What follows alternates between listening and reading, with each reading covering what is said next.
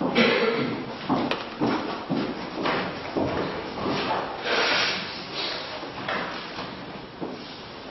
poema sobre la vida que se titula Cifraren cantua, o canto do cisne, aunque la verdad es que todos los poemas son sobre la vida.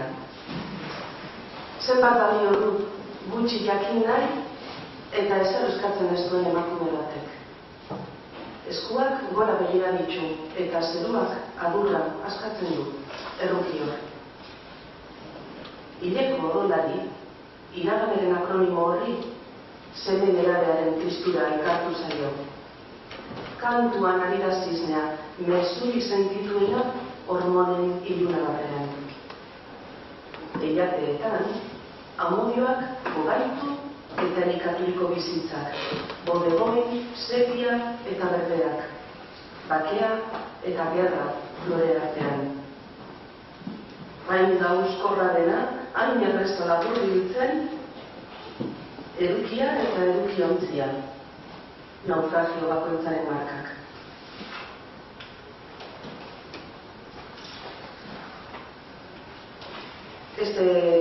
Este poema, que se titula Eskaera hitzei, es la oración de la poeta que le surge cada vez que tiene que pagar la autor de la factura de autónomos todos los meses.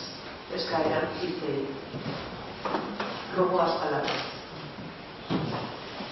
Ez utzi hitzak lurretik urrundu nadin, ganadoren atzetik, txibiaren odoretik. Zuen hori margotua bimurtua ninduen, xaloak zuek nire lehen sostenaren loretsua bezain. Ez honetzi hitzak, historia zahaztu nadin, ideiaren progalduaz, fedearen giltzatxoaz.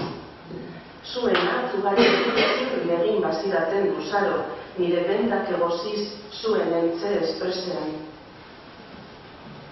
Ez onartu hitzak, nire gorputza aipa estezadan, haren negi aldakorrak, haren gainbera zuhurra. Didarteak asko izan arren garraiatu banauzue, kakalakoak pasteltxo ofizialaren zamaren azpian. Ez zilegitu hitzak, ofizio hau albora bezadan, naiz eta gordinak jo, naiz eta onurak jan. Azte konpuluaren egunetik, beste bat ari naiz bilakatzen. Hitzok, enazazue baitu, Renoir Zagaren ezein ez delatan.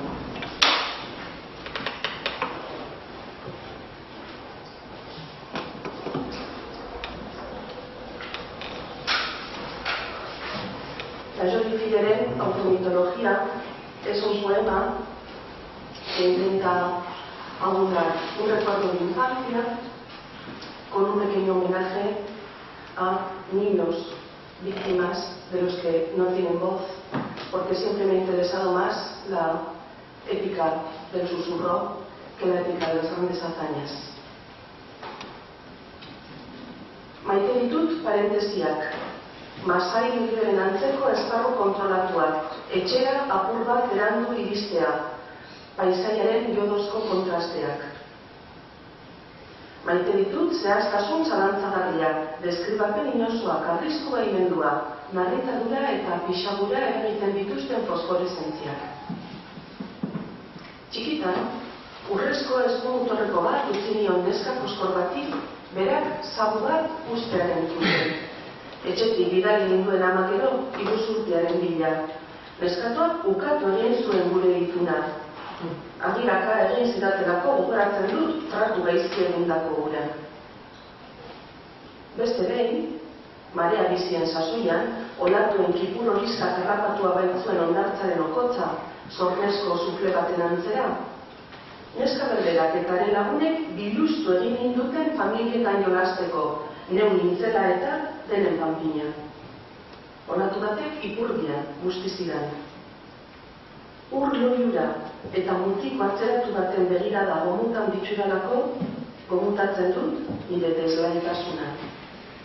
Gomutan, alaber, hotza eta lotza.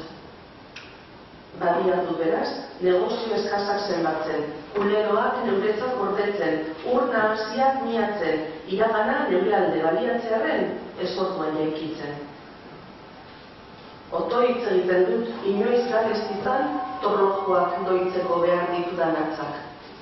Zenbat neskato bortxatu dituzte gaur burundin? Zenbat mutiko hil dira azken minutuan Darfurren?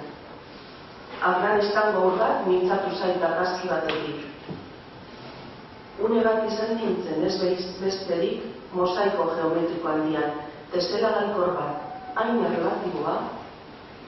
Gero, dorreen hauek nire hitzara irentzi zuten eta etzen esan gertatu. Amaren hau zentzun nuen nire izena zerbitzen hormako arrakala bat bezala. Gaur, egin da zaila. Nire oinak zaborrontzi batean geratu ziren. Nire bizitza beste alambrada bat da. Hona hemen berriz bestelako hotza eta bestelako lotza. Utz ditzadan bakean babesgabeak ez, nien naiz inor, zuek nik ahotan hartzeko. Au revoir, la jeune fille, enjardez l'appétit, tout est déjà rempli autour des habillés. Ça va bien ce soir? Hau ez da ezer. Erre ditut poltsoiak eta fakturak, argazkiak, ilulak eta postalak. Ça va bien ce soir? Hau ez da ezer. C'est la vie en rose, soy en ferra. C'est la vie en rose, anfibio en guerra. Es que realmente se suele decir que la vida es de color de rosa, ¿no? Pero, como dice la expresión castellana, a partir de los 40 yo creo que es rosa palo. Mirad el poema. Este poema, que se titula Salmo, Salmo A, tiene algunas reminiscencias con algunos cantos litúrgicos, como veréis, y se suele decir a veces en mi poesía que sí tiene reminiscencias eclesiásticas y por algo soy la nieta del sacristán del edificio. Me acuerdo que fue sacristán durante 40 y tantos años y yo estaba más a gusto casi entre los santos que en el mundo real. Ahora, este poema, este salmo que voy a leer, no es precisamente el que mi abuelo hubiera esperado de mí. Se mencionan los 47 años, ahora tendría que decir los 53, pero vale igual. Nire gorputza parentesi bat da, arkibideak onartzen dituena. 57 urteko turmiz bat da nire bihotza. Kalatxori moduan, miau, egiten dut neure Espainiak astatzean, part neurti ditut bortura zapata burdinkara. Ez zaitu nahi fultain, soilik you. Zure esku handiei begira, zure homa minari, zure holiztei begira, esku eure hitzak, baila hotzak, zure hitzak, zure datzak, zure izteak. Badakizu ez dela merkea armazoiak bazterrean usteak, badakizu azala zirtzilitzea dakarrela ortozik ibiltzeak. Lasterka, nasazu lauazka, lasterkatu lauankatan, adurraren truke eta adurrean talko hautza. Iratzezko aria bat zuriontzat badatoki bat basoan, non basurdaren oinatza, non oskideasoaren kanta, non almendrak eta ardo zuria, non zure hartza eta kuadrodun manta. Zure besoak, txilabezko biego gauzak esplikatzen, zu nire zalan, zu nire altzoan, zu mintzarrak sakabanatzen, zu zauri berria, oinazesor berriz hornietzen. Aintza eta bakea lurrean kalekantuia jirak eta batera, hori bat pausatu baitzait zorbaldan, gloria. Zure musu bat zorbalda biluzian egun zentian, hain handi eta eder eta on baitzaitut, ardagaia eta zulama, gloria zu, berinkatua zu, eskerrak zuri, hauzpe zagur, hoi neure erraldoi, hoi neure masai, hoi neure irlako moai. Y para finalizar, un poema inédito en prosa. La muerte de un ser querido, recientemente. Amaiera bat. Ah, no, me habéis cambiado el orden. O se me han cambiado a mí los papeles, no estaba bien. Es un final. La geografía de... Tenía los días y como los luego lo he hecho. Un final, este es. Gaixorik zegoela, uste zuen berak. Eta uste izateak bestelakoa sentitzea dakar, edo baita izatea ere. Horregatik bezarkatzen zuen Karrastioko arbola, errepide muturrean, kordeldegi zaharraren ondoan. Eskuak pasatzen zizkion 100 urteko azaletik, moja batek Kristoren soinean egingo lukeen legez.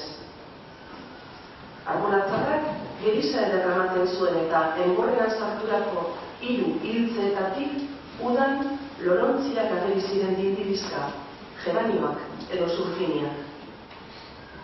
Berak, inoiz susurraka mintzatzen ezenak, ahotsa apaltzea inoren errukiari armak bakurtzea delako, berba batzuk ahoskatzen zituen hortzartean. Zaitu, osatu, arkatu, bihar arte. Ia egunero, haren pausoek 5 urte osto eta adabegi inguratzen zituzten zerumuga erakusten duen tenplura zapalduz bezala. Asma, angaina bezala, landaren izerri azpio bazara, lotzaten eskazara begirarekin. Bat-batean hil zen, etxean, arratz batean, zuaitza bota eta biegunera. Bat-batean bota zuten, gaixorik omen zegoen. Zerbitzu herri arduratu behar zuen kontzesionaren agindua izan omen. Baina guk ikusi denuen ebakia, eta zurezko aragia osasunez diztiratzen zen xerratengotan. Kasualitateak, heriotza eta krimen ia aldiberekoak geobiografiak suntzituz ordu pare eskaz batean.